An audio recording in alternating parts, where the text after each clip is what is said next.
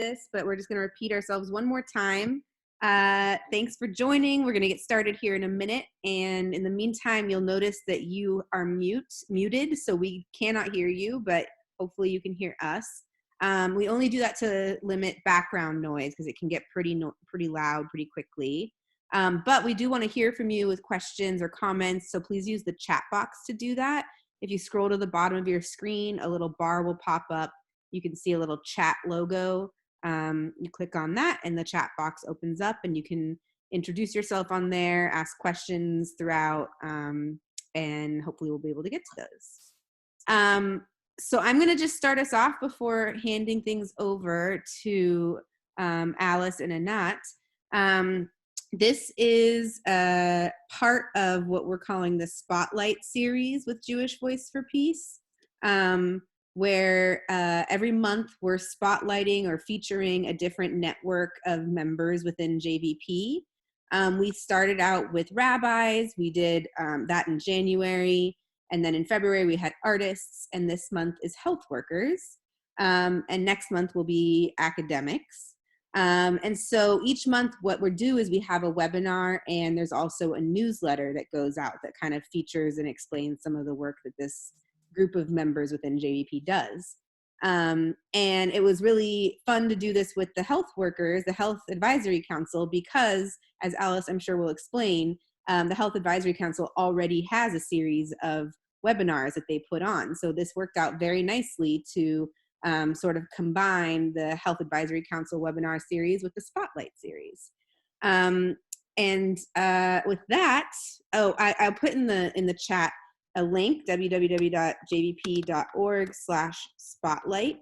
That's where you can go to register for the whole series. There's just a few months left, but it's definitely worth signing up. My name is Sam. I'm a JVP staffer, and I'll be here for the rest of the call. I'll be taking a peek at the chat box. If JVP questions come up, I can try to help answer. Thank you so much, and off to you, Alice. Okay, well, I just want to welcome everyone. This is our 9th JVP Health and Human Rights webinar, and it's titled Politics and Human Rights. And as was mentioned, we do these every 3 months, and today we're going to be hearing from Anat Biletzki, the former chair of B'Tselem. And our goals in doing these webinars is, first of all, to provide an up-to-date educational experience on health and human rights in Israel-Palestine, often on topics that don't get covered in the mainstream media. And then we also want to link JVP members and friends with professionals and activists, both locally and internationally. We've had a very broad list of different speakers. And also provide a forum for your questions and to have a conversation about the answers. And ultimately, we are trying to stimulate people to become more politically active and to join the JVP Health Advisory Council. So I'm Alice Rothschild on the steering committee. And I should say that after this webinar, you're going to be receiving a survey, and we really want everyone to fill out the survey because we do read them and take the suggestions seriously. As was mentioned, this is all going to be recorded, and we will be sharing the link. So the way this is going to be is that I will introduce Anat. She'll talk for 30 minutes. You'll be typing your little questions in the chat box, and I will be monitoring them. And then she will be addressing some of the issues that come up for 20 minutes after that. And then we'll have a 5-minute wrap up. So, well, this is going to be the official beginning with the introduction. So Anat Biletzki is the former chair of B'Tselem, the Israeli Information Center for Human Rights in the Occupied Territories. And she's also a professor of philosophy at Tel Aviv University and at Quinnipiac University in Connecticut. She's also traveled widely as a visiting scholar and professor at numerous places like Cambridge University, Harvard University, Boston University, the Wittgenstein Archives in Bergen, and the School of Social Science at the Institute of Advanced Study at Princeton. She has numerous publications. She looks at issues around logic and politics and language and Wittgenstein and all sorts of things that a lowly gynecologist really doesn't fully understand. But her professional and philosophical interests converge in the area of human rights, and that's what our focus is today. And she's often invited to give lectures, seminars at human rights conferences, do interviews and meetings with human rights counterpoints all over the world. And in 2005, she was chosen as one of the 50 most influential women in Israel by Globes, the Israeli Business Monthly. and she was nominated among the 1,000 women for the Nobel Peace Prize in 2005. And her most recent book is Philosophy of Human Rights, a systematic introduction. And she will give you more information about that. But the thing to remember about that book, besides the fact that she's an incredible thinker and writer, is that all the proceeds of the book go to B'Tselem. So Anat, you're on. Thank you. This is really very exciting for me because when I first came to America in 2006, the first group I met in Boston was JVP. And I remember even telling, it was at Alice's house. And I remember saying that I don't care about the Jewish part of it. I mean, you know, Voice for Peace is what I want to do. And then I'm not bragging here. I'm just reporting that a year later, I got something, I don't remember what it was called, the Olive Branch Prize or something like that, that JVP gave. And I said, no, this goes to B'Tselem, because really my only claim to fame or claim to joy or claim to some sort of gratification is working with and for B'Tselem. Just something else that Alice said, I got the prize, it wasn't the prize, one of the 50 most influential women in Israel, and I always laugh at that, because if I were influential, nothing would be the way it is. So I don't know how they chose that, but those of us who happen to be in a certain political place in Israel are not influential, but I'll get to that much later. Now, one more thing. This is the health spotlight or health, what do you call it? Health workers, right? Of JVP. I don't have any professional or explicit association with anything to do with health or medicine. That's why I said that I can talk about politics and human rights. I can talk about human rights in general, and of course the right to health and the violations of that right are always on our table in Israel and elsewhere. But I won't be concentrating or focusing on health or medicine. I will be talking about human rights, in particular, human rights in Israel, Palestine, and more in particular in the occupied territories. So I'll sort of lead us through a path, a sieve actually, so that in the end we get to the point of occupation. One more thing, my book is called Philosophy of Human Rights, and I always try not to bore people who are on the ground, so to speak, because when we do philosophy, we sometimes end up flying in conceptual spheres that are really not interesting except to ourselves. So I'll try to refrain from that as much as possible, but I do always get a little too philosophical. You're welcome to stop me. I mean, Alice, if someone writes you, or if you feel that this is becoming too philosophical, just let me know. I want to not report about human rights in Israel, Palestine. I'm sure you're all probably very familiar with, as Alice said, most of the things that are in the regular media, in establishment media, but also if you're in JVP, you've probably heard about the things that don't make it into the media. And still, I think there are things, not that don't make it into the media, but that we don't always think about.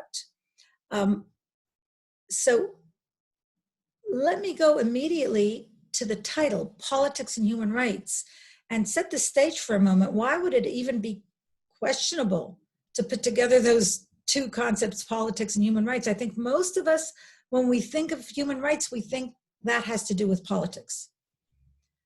If we think of the part of our life in which human rights shows up, it's always going to be politics.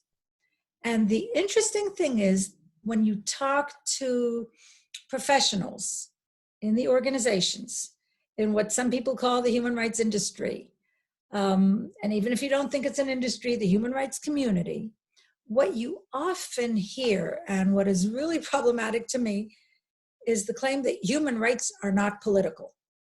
And I've always wondered at that. What do people mean when they say human rights are not political?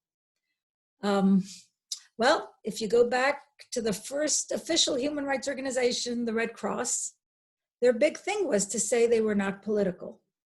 It was a pragmatic, utilitarian position to say we're not political, and that way we are neutral, we're objective, we are, God forbid, universal. I say that was pragmatic because that was how the Red Cross got into places where they wouldn't have otherwise gotten into. So if you present yourself as not political, You are then accepted as, I think what in America we say now usually is you're not partisan. You're not taking sides. You're there as representative of some universal idea, maybe God's word, I don't know. But somehow there's a feeling that if human rights somehow get away from being political, they will be more, human rights organizations, sorry, they'll be more effective. We will be able to get the information more effectively. We will be able to perhaps fight evil, not as a political partisan fight, but as some sort of, again, word from God. And I'll come to that a little later again. So the question is, in what sense do we always think that human rights is political? By the way, sometimes I say is, sometimes I say are. When I talk about the rights themselves, it's a plural. It's human rights are so-and-so. But human rights is, it's a community, it's a language, it's a subject. Some people say human rights with capital H, capital R. Okay, that's human rights in the singular when I talk of human rights. So we usually say human rights is not political. What are you talking about? How can it be not political? And what I will try to get to later is evidence as to how political human rights really has to be. This is a sort of gossipy story about B'Tselem. When I was on the board, it was always the board against the staff. And I've heard this in many other organizations. The staff is professional. The staff work according to legal norms, according to international law. They have a good tree to hold on to. The branch is that branch of international human rights law, sometimes international humanitarian law. In either case, it's not politics, it's the law. And I remember the board asking the staff to please be more political. Please put your foot down. Please say something that is political. And the staff, who were the professionals, would tell us, oh, no, if we say something, if we sign a petition, if we go to a protest, we will then be identified as this or that party, this or that side. So we don't want to be political. So you get the idea of why it is that human rightists, professional human rightists, are not political and hold on to that. And I think that's a big mistake. I think human rights are political. I think they're deeply political. And I think they should be in practice political. And we'll get to that at the end if we think about what we can do as human rightists that is not just professional human rightism, but also doing politics. Okay, so that's one point of the stage that I want to tread on for a moment. And the other is, of course, 2 days ago we had elections in Israel. And when we planned this meeting, I don't think we even thought of that. I mean, we planned it, in October, November, whenever we talked about it. I don't even know if we knew there would be elections, maybe not. But it would be wonderful if I could talk about human rights in Israel, Palestine without bringing up the elections, but I can't. I'll get to the elections in the end, and in fact, the elections will serve me in my diatribe about how human rights should be political. So the end actually will be Israeli elections. I'm just assuming everybody knows the results, everybody knows what happened, but we'll see how to look at it through a human rights perspective.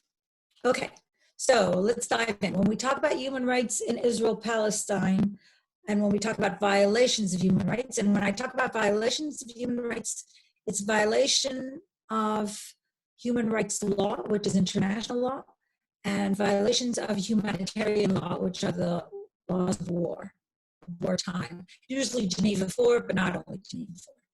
All right, so both those bodies of law are what we talk about when we list rights or when we list violations, and that's what we do in B'Tselem and in very many other organizations, which I'll talk about in a moment. What violations are we talking about and what rights are we talking about? Well, if you open up any report from any of the organizations working in Israel, Palestine, it'll come against classical rights. I always think of freedom of movement. I don't know why that's the first one that comes to mind, but obviously there's the right to health care and medical care. There are the very famous rights to subsistence, to housing, to earning a living, to an adequate standard of living.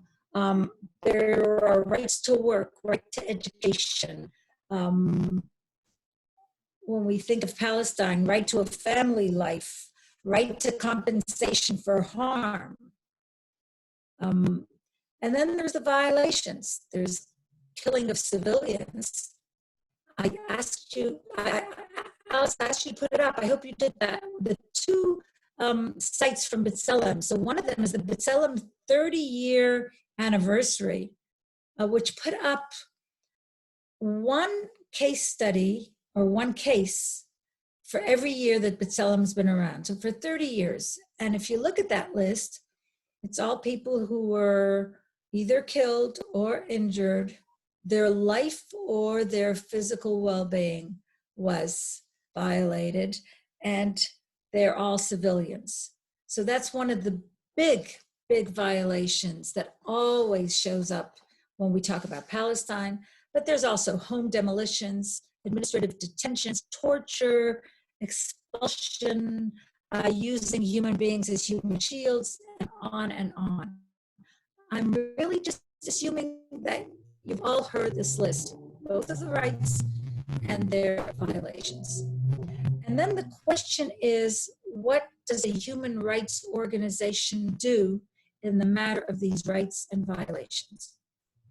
And when I try to list the actions of human rights organizations, I get to, first of all, collecting the evidence, documenting the evidence, trying to help the victims, prescribing recommendations. Most people call that counsel for some reason in most of the reports, and fighting in courts usually. Human rights organizations don't walk around actively on the ground fighting the army. Some do. I might mention them. But when I say fighting this terrible violation of human rights, it is usually in the courts. Now, if you think about human rights in Israel, Palestine, violations, let's say in Palestine, in the occupied Palestinian territories, because if I go off into violations of human rights in Israel in general, it'll get really convoluted. So I can focus on Palestine, basically the West Bank and Gaza, and think of the organizations. I think there are probably about 20, but there are some that I just want to mention, both because they really deserve our respect and honor and love, and also because different organizations do these different things. So of course, it's no big thing to talk about B'Tselem for all sorts of reasons. Some are sociological, some are political. B'Tselem, I think it's the most coverage abroad, at least, of all the organizations. But B'Tselem, when it was founded, and even till today, is called the Information Center for Human Rights in the Occupied Territories. So it's got that geographical limitation. It's in the occupied territories, and it is an information center. In 1989, when we were established, the whole point was to get the information. Obviously, now getting information is no big thing. There's analyzing the information, there's interpreting the information, there's getting the information out. So an information center has changed in the 30 years that I've known it intimately from what it did then to something completely different now. But that's B'Tselem. There's Yesh Din, which is called Volunteers for Human Rights. Yesh Din means there is a law, but it also means less pedantically, when you say Yesh Din, the law speaks, the law must do something. What they do is very similar to B'Tselem in different proportions and different settings. There's Ir Amim. What does that mean? City of the people, city of peoples, or city of nations. They are invested in doing human rights. Again, getting information, processing it, distributing it, and sometimes going to court about it, all about Jerusalem. Hamoked is the Center for the Defense of the Individual. They do something very similar, but they work on individual cases in court a lot. There's Physicians for Human Rights. I'm sure you all know them, so I don't have to tell you what they do. I think they are holier than holy. I think it is one of the most spectacular organizations in Israel. There's ICHAD, which is the Israeli Committee Against House Demolitions. You can see how limited that is. There's something in particular that ICHAD works on. There's Mahsom Watch, Checkpoint Watch. Again, they are well prescribed in what they do, but they have also grown to do other things. I think of all the organizations, they had from the beginning the point of distributing the information, using it almost as a PR thing. I used to think that Checkpoint Watch would change the course of history. I'll tell you about my pessimism later, but what, if anything, can change the course of history. Public Committee Against Torture in Israel, they've been around for a long time. I would say the work they did was really influential in making torture illegal in Israel in 1999. That doesn't mean that torture doesn't happen, but there was a very famous court case that came from the committee's work, and they're the two who mostly did it. Rabbis for Human Rights. Who else do I want to mention? Breaking the Silence. Of course, I think you've heard about Breaking the Silence. And when I get back to the politics of what's going on, I think I would say that B'Tselem and Breaking the Silence have become the two most political organizations of human rights organizations. Anat, do you have headphones? Because your voice is breaking up a little bit. Do you have headphones at all, or? I might, but it would take me, let me just see for a second. They are very, very tiny headphones, and I wish I knew where to stick them into. Let me see. What's happening with my voice? We can understand you, but it's sort of a little broken up, so I'm wondering if the microphone thing might be a better fit. I mean, otherwise we can just keep going. Okay, I'll just try and see if this works. Hold on. This is what I use on flights, on plane flights, but it should work here too. Just 1 second.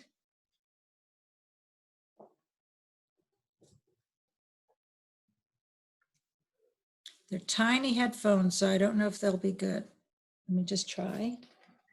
You think this should work automatically? Got better. I wonder if you're closer to the computer. Let me see. Wait, but I should have been hearing. Microphone. Yeah. Why don't you just stay close to the computer? Because that doesn't have a microphone, right? Yeah, and just keep going. We can understand you, but stay close. I will stay closer. Okay. Okay, good. And I'll try to talk a little clearer. Okay. So, how does politics come in? What I just told you now is the story of the rights, the violations, and the organizations. And if I look just at that, there's no politics, no explicit politics involved. But then you ask about Israel, how does politics come in? Well, the two things that I would say, the first thing that I would say is that there is demonization and criminalization. These are two different things.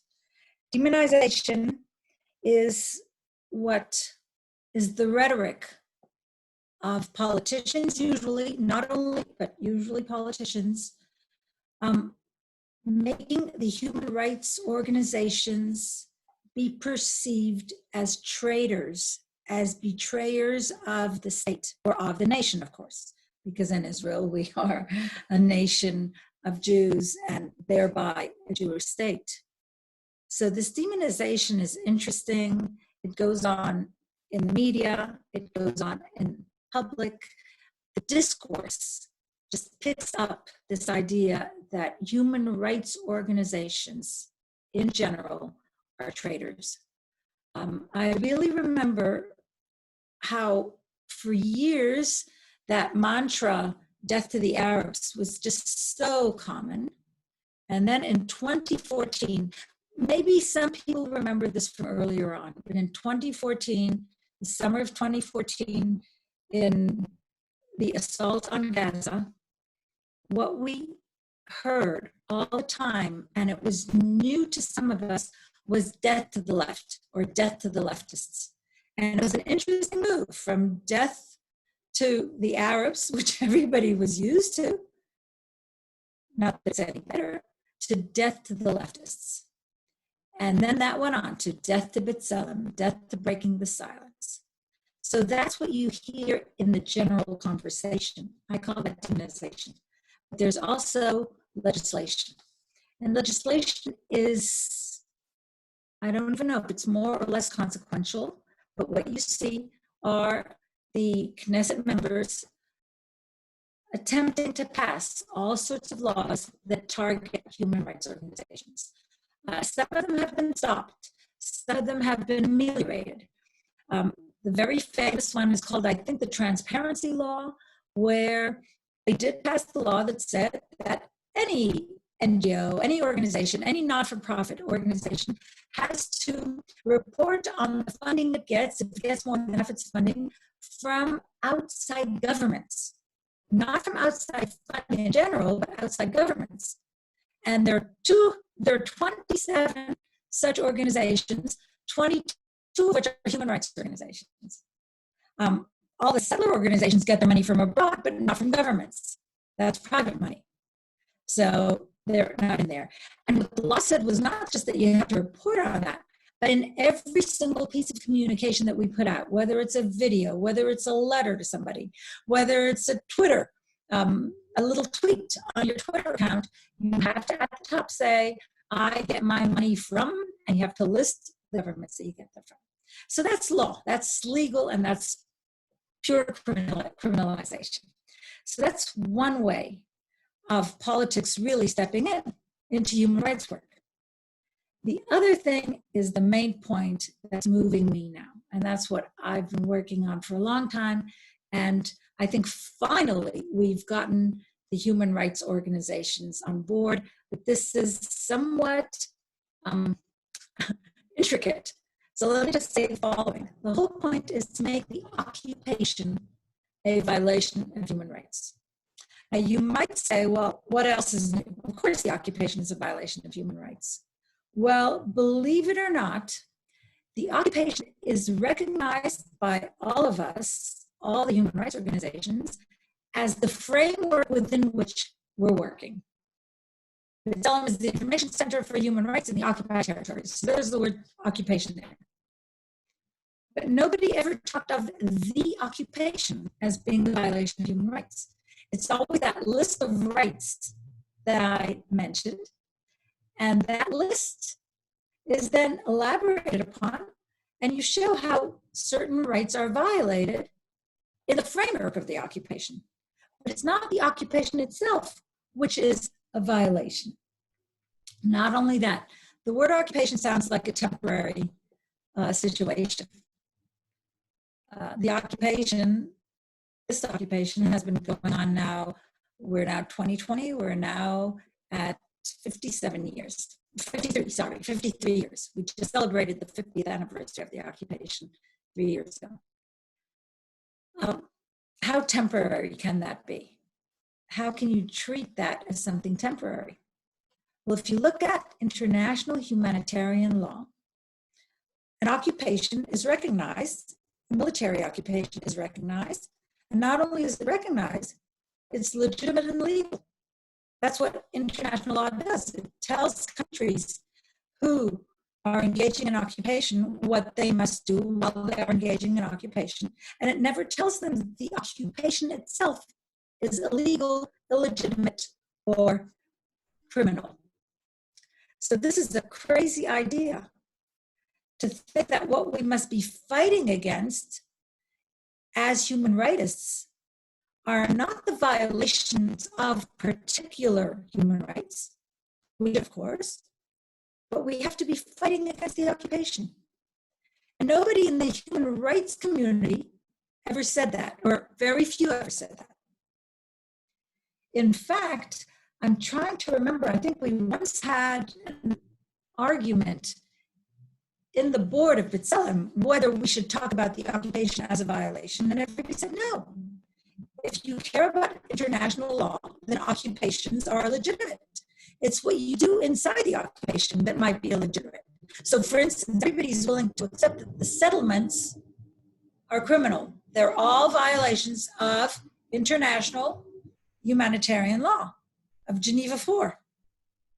But it's not the occupation that's illegal or illegitimate. I heard talk, must be a year and a half ago, by Michael Link. He's the special rapporteur for human rights in the Palestinian territory, appointed by the UN, by the UN Human Rights Council. Sometimes Israel lets him in, most of the time Israel doesn't let him in. They never let Richard Falk, and he was the previous special rapporteur. And I heard a talk about a year and a half ago by Michael Link, in which he said, I've got a brand new idea. Let's say, and the quote was amazing, let's commission a study, he said, on whether, quote, the occupation has crossed a red line into illegality. In other words, the occupation was illegal. And he is now, as the human rights expert, saying, let's talk about the occupation being illegal. So I know this sounds like something very conceptual, but questions, what are you fighting against? It's one thing to fight against all the violations that we fight against, to go to court against all of them. It's a very different thing to fight the occupation. You then become political. You then become political with your feet on political ground, because you're fighting the Israeli government, Israeli parties, Israeli government officials who are all part of the occupation. And that makes human rights work, or should make human rights work, so different. I think that the second link that I sent you, the second document, was something called the B'Tselem Statement from 2017. It was called The Duty to End the Occupation, the duty of a human rights organization to end the occupation. And it was interesting. They voiced it very carefully. They said that the situation of the occupation is, quote, unjustifiable, inexcusable, and unacceptable. Well, we all know that. But they also said, and they even added, talking about the solution to this unjustifiable, inexcusable, and unacceptable situation of occupation, they said, quote, it is not for B'Tselem to say which political scenario is best for a solution. In other words, again, we are human rights. We're not telling the politicians what solution they should adopt. That would make us political rather than universal human rights. But they do say that we can now claim that, quote, the occupation must end, and it is our duty as a human rights organization to end it. In other words, human rights must take on a political struggle.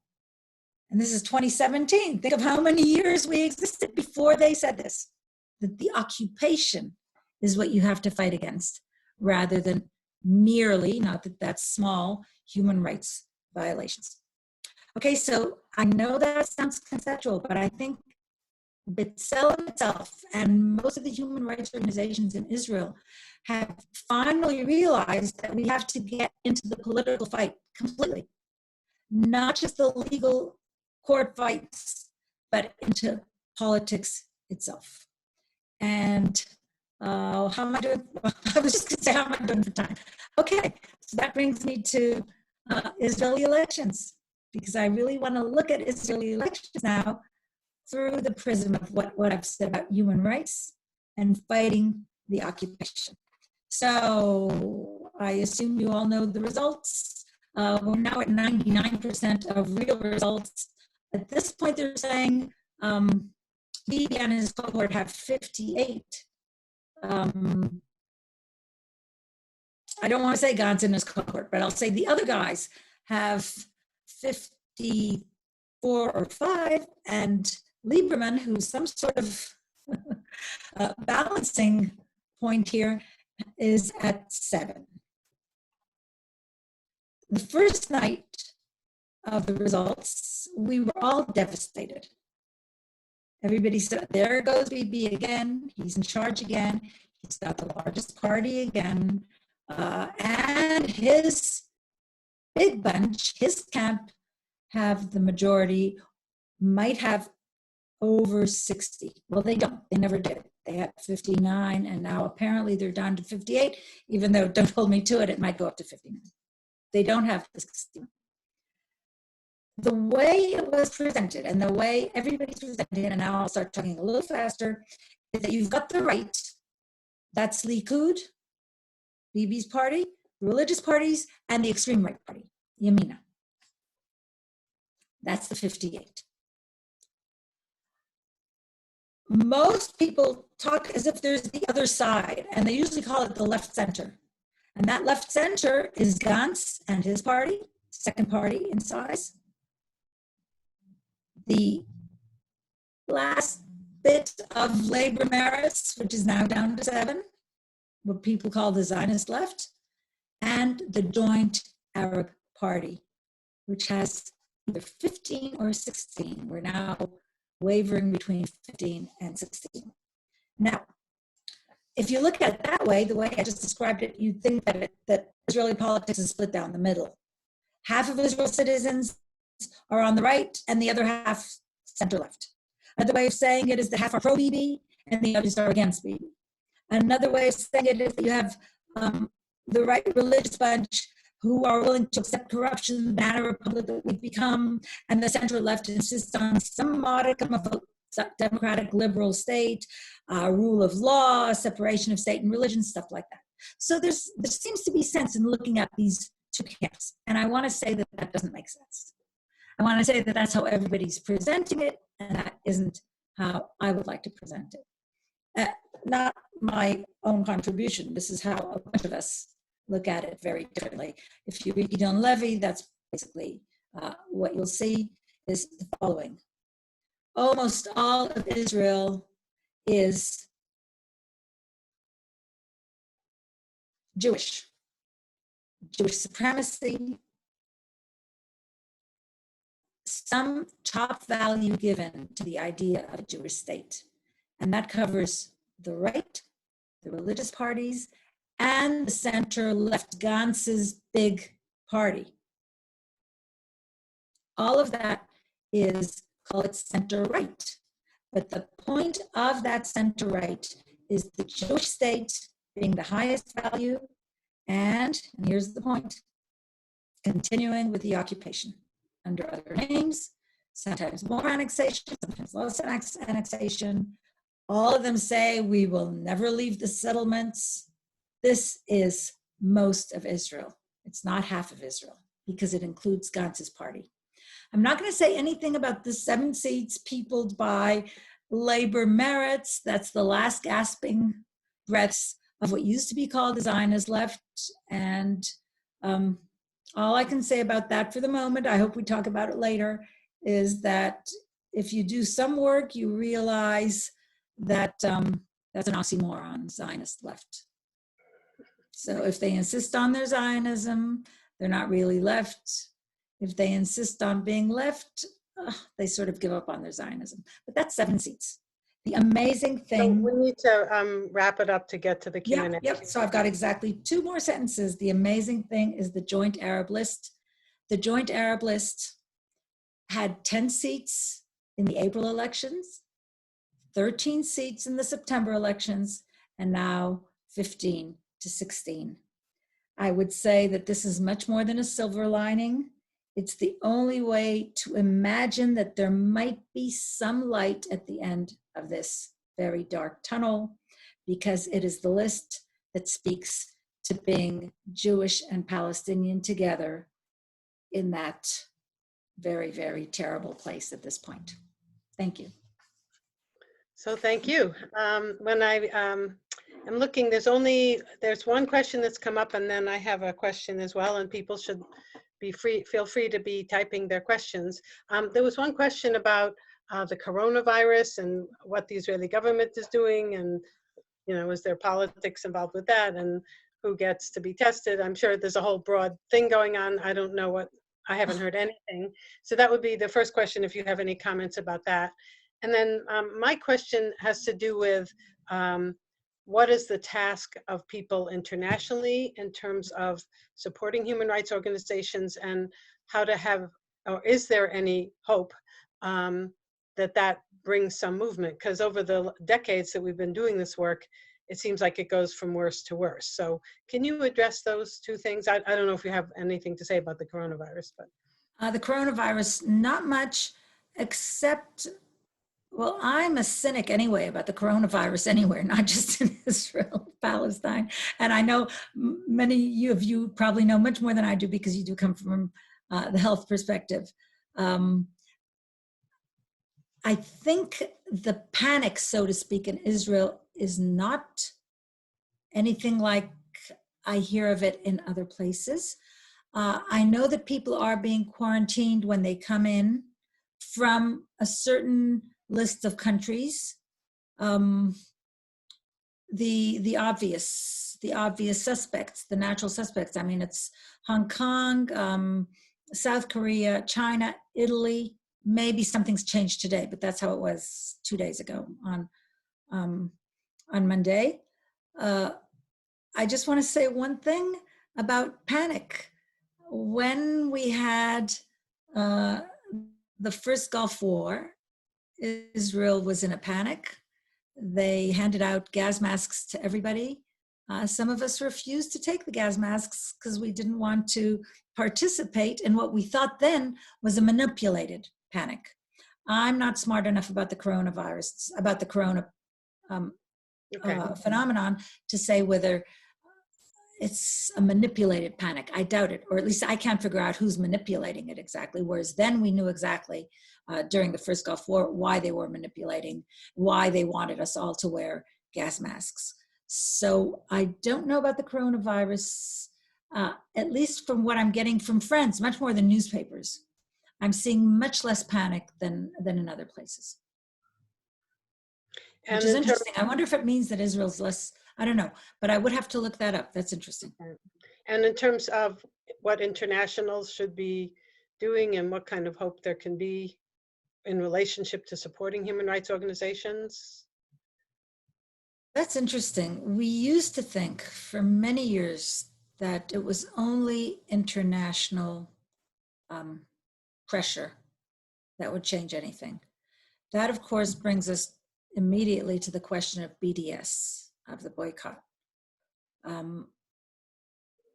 It's not that I no longer think that. It's just that Israel has managed to wade through all the types of pressure that was put on. I remember years of saying that we have more important work to do in the United States than in Israel. It's the excuse that some of us give for being here rather than there, in that it seemed that if America would put pressure on Israel, then something would move. I still want to believe that. I still think that the BDS, if we do it right, will work. We know of the opposite effect, that certain places, certain types of citizenry get their spine up, so to speak. Is that a saying in English? I don't know. I was translating from Hebrew here, so I don't know. The minute somebody from the outside pressures you. I think we had people in Gaza saying that at some point, that they would stick with Hamas if anybody else would try to interfere. So I worry about the Israeli mentality that would perhaps not just not take well to pressure of a certain type, but would definitely not try to undo our government because of that type of pressure. Let me just say one more thing about the BDS, because that's the type of pressure that I think of as most concrete. we always talk about the difference between economic BDS, academic BDS, and cultural BDS. So Zizek, for instance, thinks that only academic pressure is good, not cultural. I think that only cultural is good, not academic. We all have our ins and outs about how to work the BDS. And I know that JVP has been vocal and interestingly analytic about BDS. I think that BDS would work on Israel. We might get a certain backlash. We might get a certain right wing in Israel saying we don't care and we can take care of ourselves and we're not going to listen to anybody else. But I think that the first time somebody in Europe tells the Israeli soccer team or basketball team that they can't play, that's cultural, not academic. I think Israel would take that to heart. So that's about outside pressure. What else can we do other than pressure? Just give a lot of support at this point and solidarity to the human rights organizations, because perhaps I didn't emphasize strongly enough how the demonization and how the criminalization has, how detrimental and even devastating in some places it's been. It makes people fearful for what they're doing. It makes people who you might have thought of as being in the center just step out of politics. So that kind of support is, I think, solidarity, not more than that. And I don't know how to do solidarity on the ground. We'd have to think of certain projects. We'd have to think of campaigns that would or could go a long way. Mm-hmm. So there's an interesting string of questions that are related. Okay. Starts out, could Jewish supremacy as it exists within Israel be considered in a human rights context? In other words, is Jewish supremacy a human rights violation? And then, you know, in that context, there's like the huge percentage of the population who are living under Israeli control who do not have the right to vote.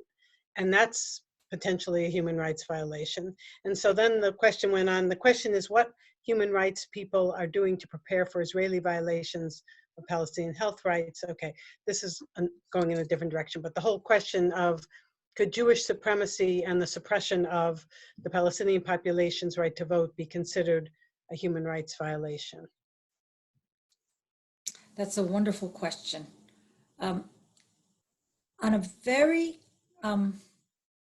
concrete level, if the Jewish supremacy goes to discrimination, then of course, then it's a legal violation of human rights. I think that's what stands behind any law that we have on discrimination, both international law and domestic law. That takes me to a different angle for a moment, but I want to talk about it for a second. The concept of apartheid. That's human rights law, or at least apartheid is one of the crimes against humanity, right? I mean, you can find that really cataloged perfectly if you go into studying human rights. And that reminds me of my book, and I even talked about that in the book. I just got to say one thing about my book. I'm not pushing for it. I just want to say one thing, that the book is not about Israel-Palestine, but the only case studies I have are Israel-Palestine. Do you want to show the slide while you're talking about it, Sam? I can just show you the book. No, but it's interesting because, oh, thank you. How nice. And that's Eve Spangler. The reason I put up what Eve said is that I hope some of you know Eve. Eve is JVP Boston. Eve is the person who I met in JVP Boston. And she does human rights. She works on Palestinian human rights. And she's got the book on human rights in Israel-Palestine rather than philosophy of human rights, which is disconnected. And it is with Eve that the case studies on Israel-Palestine made it into my book, which is so much more general. Okay, thanks. So what am I supposed to do now? Sam, I'm seeing what you put up. Okay. All right. So we were with apartheid because that comes exactly to your question. I remember, when was it? In 2000, summer of 2000, some people in England wanted to start the anti-apartheid movement about Israel-Palestine. And I, being a purist, said, oh, no, apartheid means South Africa. You can't steal the concept of apartheid. And that was very stupid of me, because we do have, definitions of apartheid in international human rights, or international humanitarian work, definitely. But no, in international human rights, mainly in the R2P. R2P, is that? Yeah. Is it R2P? Responsibility to protect, exactly. That whole documentation talks about apartheid as well. So the question is, what kind of violations could you talk about as human rights violations when you think about Jewish supremacy? In the West Bank, we can easily pinpoint apartheid. And as we said, we've already said, in the West Bank, we can pinpoint many other violations of human rights. It's an interesting question. What about what we call Israel proper? Some people don't. What about inside the Green Line, where we've got Palestinian citizens of Israel and Jewish citizens of Israel? And I want to say there is Jewish supremacy. Can we pinpoint apartheid inside the Green Line? And I really don't know, because we have clear definitions of apartheid as having two different legal systems. Well, that's what you have in the West Bank. Inside Israel, you don't have two different legal systems for Palestinians, for Jews and for non-Jews, but you do have laws, specific laws. At this point, we're counting about 60 specific laws that prioritize Jews or being Jewish. Is that apartheid, or is that legal discrimination? So I could go on and on and on about the concepts. How can we make discrimination inside the Green Line a violation of human rights? Well, Adela does that. And the organizations that are dedicated to worrying about the rights, the human rights of Palestinians inside the Green Line.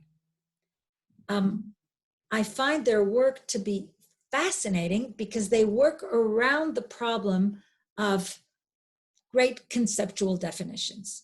I get caught up in the great or not so great conceptual definitions. So I usually think that apartheid only matters as apartheid in the West Bank, whereas Gaza is just a different story. Gaza is such a terrible story, very differently conceived. I think we can work on the human rights of Palestinian citizens inside the Green Line without needing the word apartheid, but still talk about human rights. So I don't know if that answers your question, but it would all go under the concept of discrimination if you're inside the Green Line, under apartheid if you're outside the Green Line. Either way, it is violations of human rights, yes.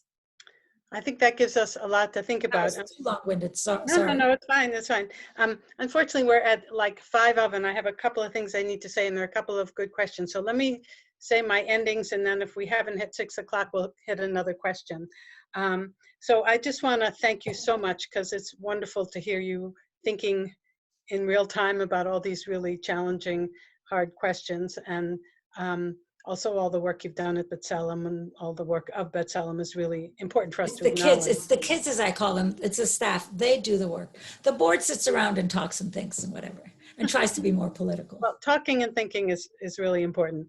And to that end, I would like to remind people that if you want to know more about what the Health Advisory Council does, you could look at the spotlight that went out that has some of our activities.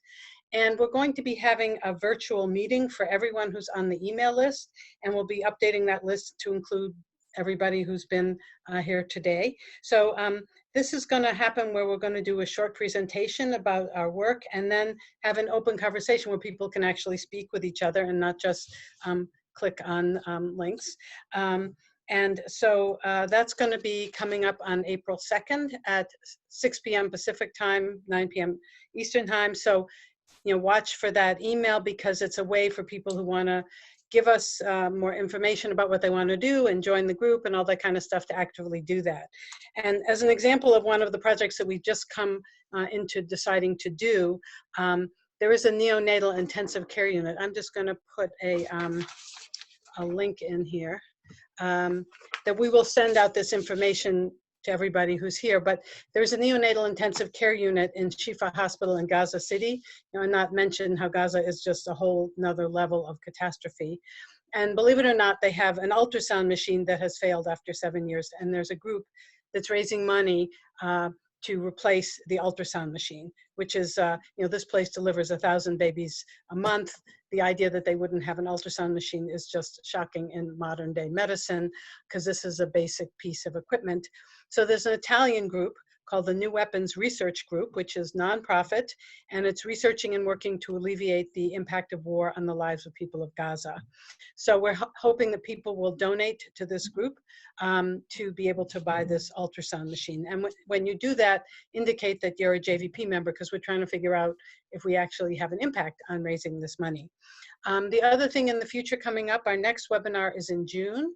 We don't have a date quite yet, and it's going to be Dr. Sama Jabbar, who's a wonderful psychiatrist and psychotherapist, and the head of the mental health unit of the Palestine Ministry of Health.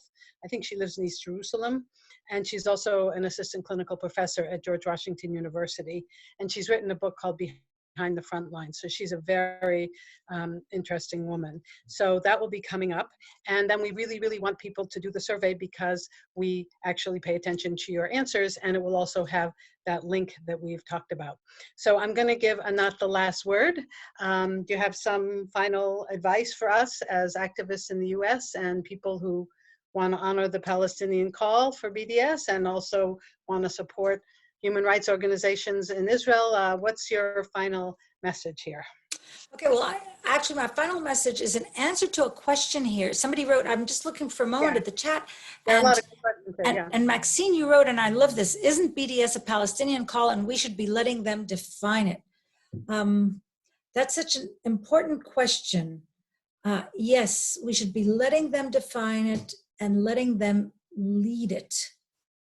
That doesn't mean that we can't have opinions or positions or thoughts or conversation about it. And I've had lots of conversations with so many Palestinian friends about it, and we don't always agree. In fact, the Palestinian friends that I know don't always agree with each other, and neither do the Jewish band that is most important is what we call BDS from within. Those are Israelis calling for BDS.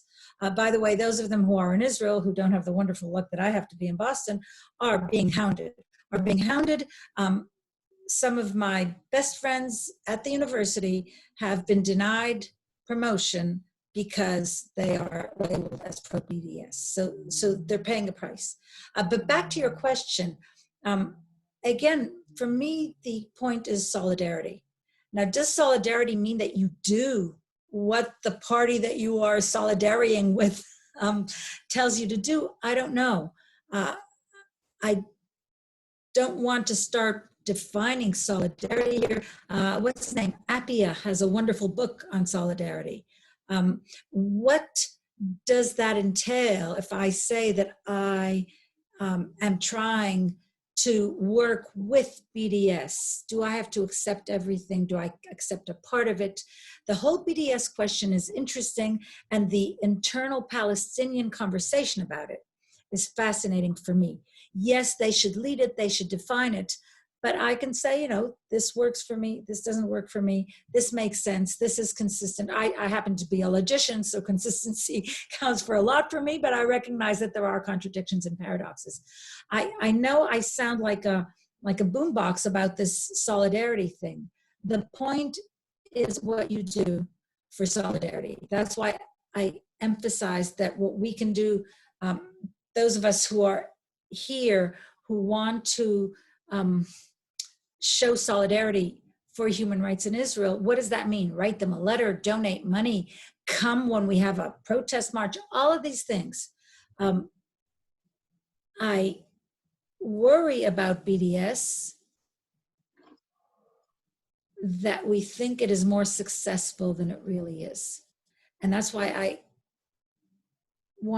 I study a lot the historical case of South Africa to see why it worked, how it worked, and what we can learn from that. And even about that, what's his name? Ronnie Casseroles once told me, don't believe what they say. It wasn't all a matter of the boycott. It was also armed struggle. So what am I supposed to say now? Okay, let's go in there and armed struggle. Well, I sometimes say that, but let's not go into that. Okay, once again, we have resolved all the important questions, right? So again, I know that there are questions that are not answered, but it's a little after 6 and I want to respect everyone's time. And I want to thank you so much. This was really, really a wonderful event.